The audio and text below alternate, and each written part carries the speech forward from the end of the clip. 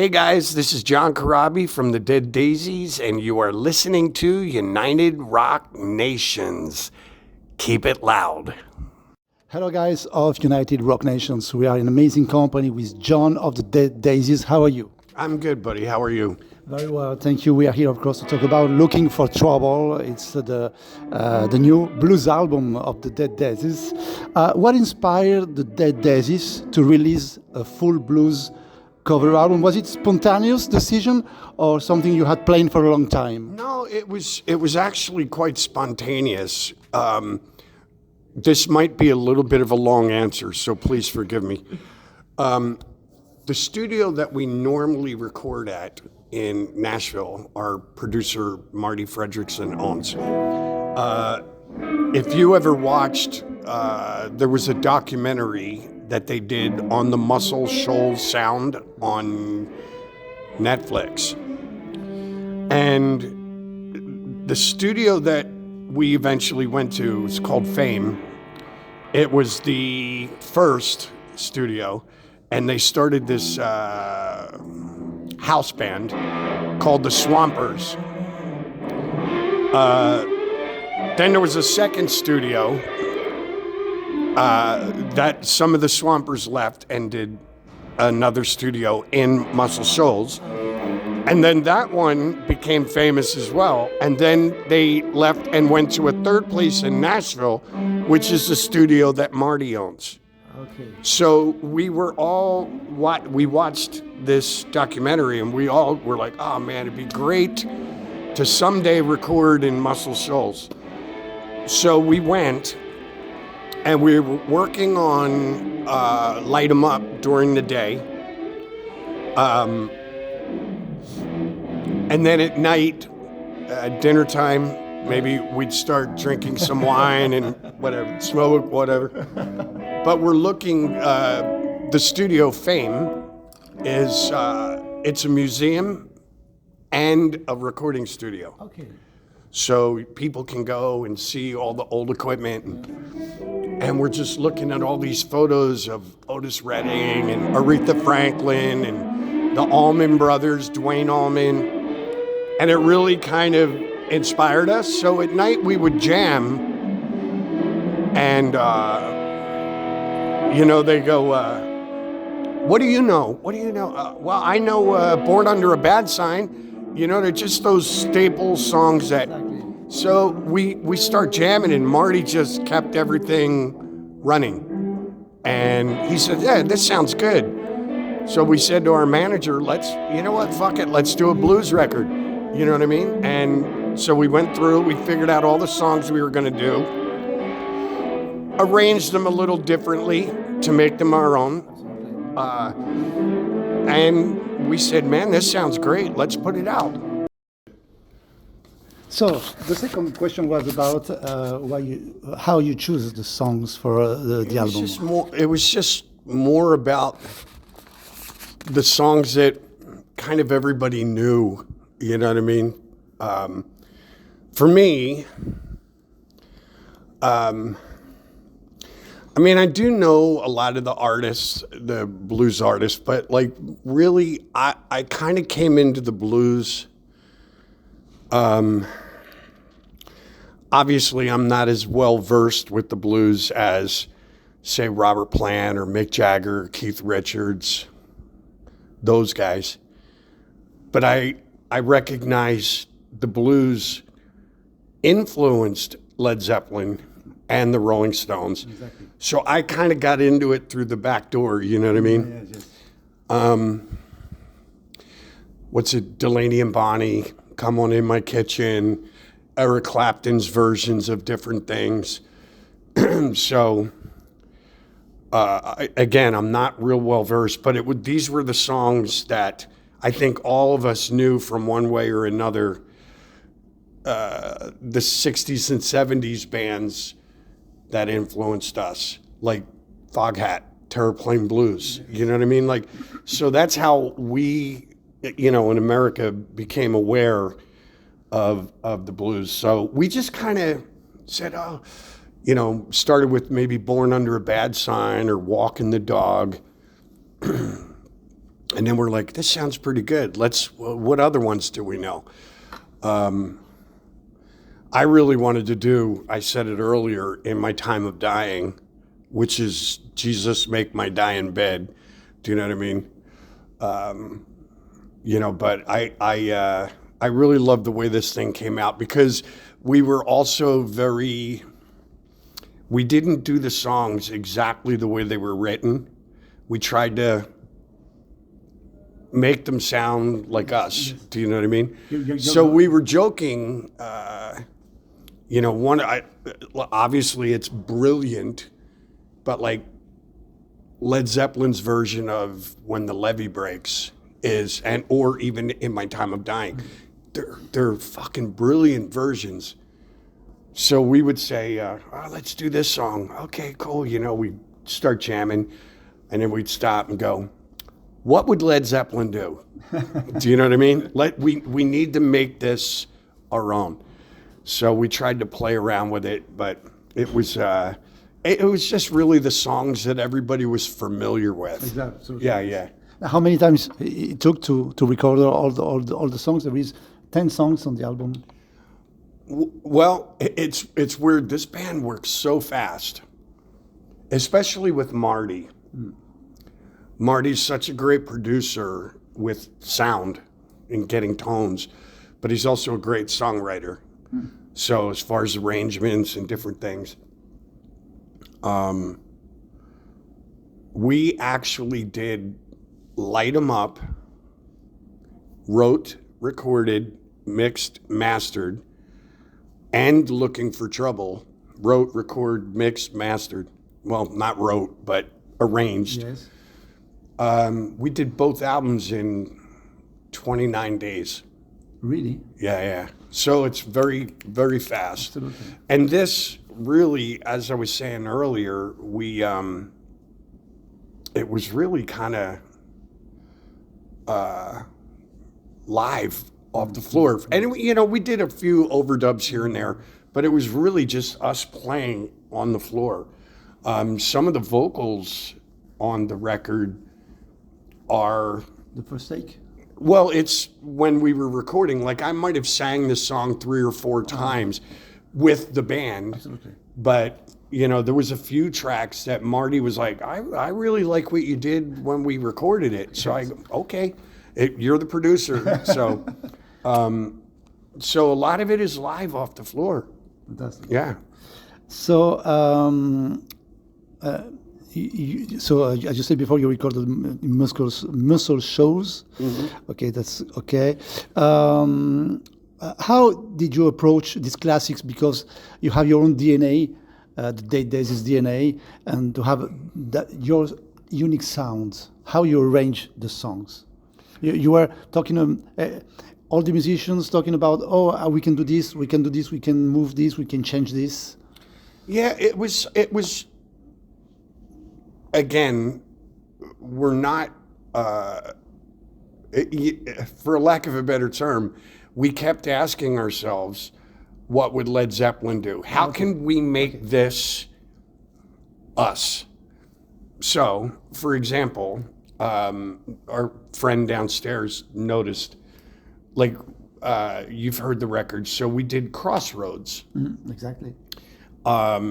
You go back, you listen to Robert Johnson's version, you do Cream. Cream's version, they repeat some lines quite a bit, and then you listen to Leonard Skinner's version, and they're all a little different.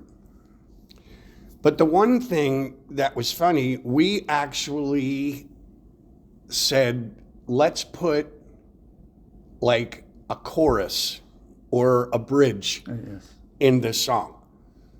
And what we wanted to do is, you obviously know of the myth or the legend. Robert Johnson was not a very good guitar player. Absolutely. And then he went to the Crossroads and he sold his soul to the devil. But all of those different versions, there's the myth and the legend, but it doesn't explain that in the song. So we said, you know what? There's the legend, so let's create a bridge to maybe somebody new that doesn't know anything about Robert Johnson, now we'll explain the legend. So it says, I remember the day I lost my way. I was down in a hole. I sold my soul. You know, now it's funny. There's a show in America. My wife loves the show. And it's called Supernatural. It's about these two brothers, and they go around and they fight evil spirits. Okay. But whoever the writer, producer is, has to be a huge Robert Johnson fan, because some of the episodes, Yes. one's called Crossroads, one's called Hellhounds on My Trail. Yes. Do you know what I mean? Yes. And my wife, when I was playing her the Robert Johnson stuff, she goes, wait, that's the episode from Supernatural. I go, no. Supernatural came from this. Do you know what I mean? Exactly. So this, we wanted to make these our own, and like, again, Crossroads, the story's there, but it's not very clear. So we said, let's add a bridge or a chorus where we explain the story about Robert Johnson. Fantastic. Yeah.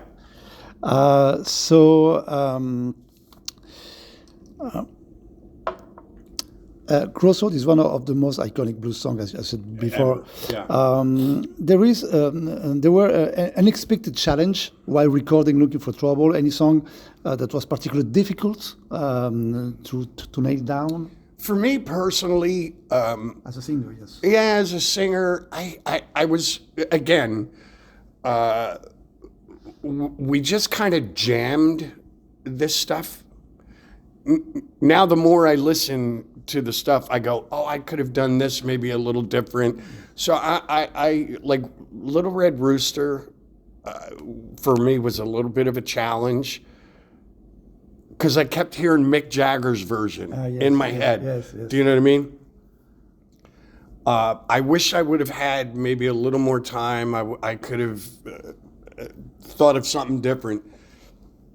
So I think that was maybe a challenge. The other one was a little bit Black Betty. Oh yes, Black Betty. No, Black Betty. Yeah, well, It's a really different song from the original. but the funny thing is, when you say Black Betty, everybody remembers the 70s Ram Jam. Absolutely. That's like the one. It's in the movie Blow. It's like all these It's different. everywhere, yes. So when we were goofing off, like, we had a lot of these songs we had actually recorded, and we were talking about Black Betty, and someone that was like, oh, it's a Lead Belly song. And I was like, oh shit, okay, I don't want to do the Ram Jam. It's like, it's been done. I have in my ear the Ram Jam. Yeah, but you know what's crazy? If you go back and you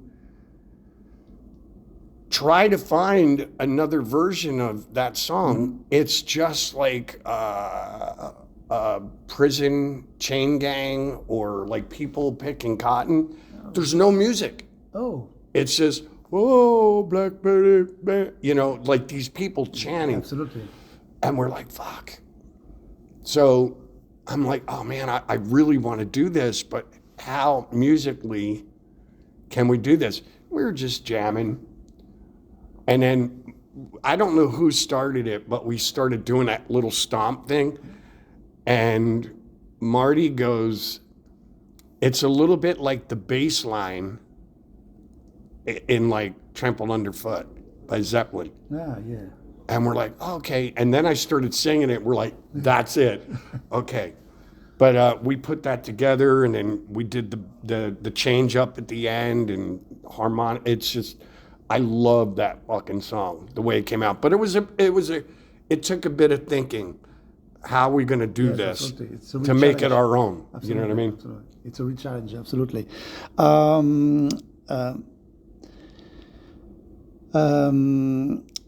Slash, you know, the Guns N' Roses guitarist, released a blues album and got nominated for a Grammy. Do you think that Looking for Trouble could open similar doors for the Dead Daisies? If it did, great. I don't really worry about that stuff, honestly. Really? Like, I got to be honest with you. I never understood. Um,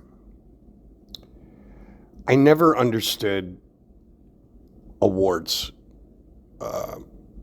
like the Oscars, Rock and Roll Hall of the Fame. Grammy. It's because all right. I'm going to use a different example. A lot of people see a Pollock painting, and they're like, it's just there's what is this? It's just there's nothing there. They want to see a beautiful landscape. You know what I mean? They don't understand that. So, to me, whether it's music, poetry, like art, anything art, you may say, "Oh, John, check this song out. It's fucking brilliant," and I'll hear it and go, I don't hear what you hear. Absolutely. So I never understood awards, like awards. Who's giving this award to this person? You know what I mean? I didn't I have to be honest with you, like Devo, the band Devo, Yeah, Whip It. Devo. When they came out, I'm like, what the fuck is this? People from Akron? Yeah. Yeah.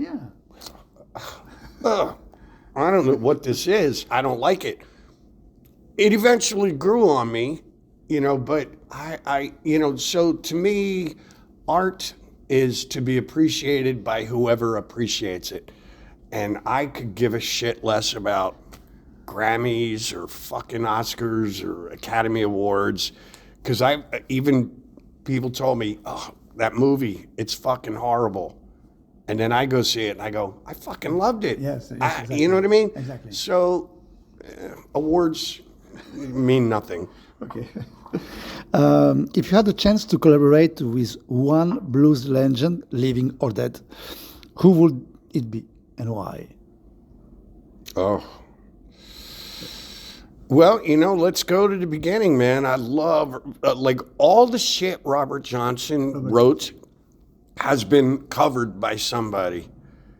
So, obviously, like I said, Foghat Terraplane Blues, Crossroads Cream, Leonard Skinner, like all these, Hellhound on My Trail. Like for some weird reason, all his songs seem to be able to translate into a later rock thing. So I think he'd be fascinating just to hang out with for a minute. You know what I mean? Because then I could go, hey, dude, did you really sell your soul? Are you really? Whatever. And I think he's the originator also, not just of the music, but of the 27 Club. You think about that one. We don't know. Yeah, we don't know, but maybe. Legend has it. Absolutely. So yesterday you played here in France, Yes. the concert. So, but after the release of Looking for Trouble, do you plan to play that kind of songs live and come back again in France or in Europe? I would love to. I would love to do some stuff with like Joe Bonamassa, Marcus King, Eric Gales.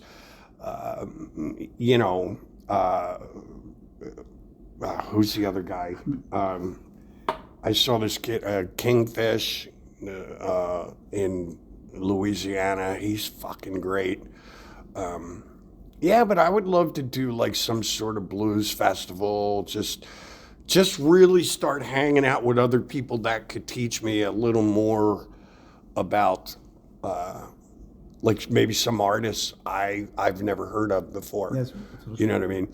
I bought this record, a few years ago, and I pulled it back out as CD, but it's, I believe it's like Alligator Records or some weird thing, and there's all these artists on there that like Coco Taylor and really deep. Like The blues and I artist. pulled it back out again. And I was listening to it, and I go, "Fuck!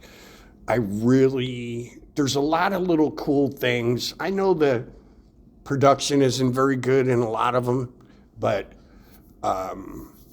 there's just some great riffs and just phrases, lyric phrases in there that are just so brilliant. So I would like to dive into this a little more, but I would love to do some blues festivals, and we may be a little heavy for some of these blues festivals though, but you never know. Do you think that this experience, recording blues stuff, will change the music of Dead Daisies on the future albums? I don't know. Because the Dead Daisies album are very different from that kind of stuff. You know what? Honestly, the one thing that I will say about the Dead Daisies is that everything is so fucking spontaneous. Like, you know, a lot of people, they look at even our records. So Revolution, we did this, and it was keyboards and, you know, a little more classic sounding. And then Richard and Dizzy left to go back to Guns N' Roses. Doug came in, and we said, no more keyboards. So, but then we did Make Some Noise. Yes, exactly. But it got gradually heavier. To Burn It Down was a heavier record. Absolutely. And then, well, I left for a little while, but I came back. Exactly. And then I had already written Love That'll Never Be and I'm Gonna Ride. And, you know, we just got together but we don't plan on how the record should sound. Okay. And this was, again, just kind of a happy accident that... Beautiful. Well, yeah, I love it, you know what I mean? But it was not planned. It was just us, in all honesty,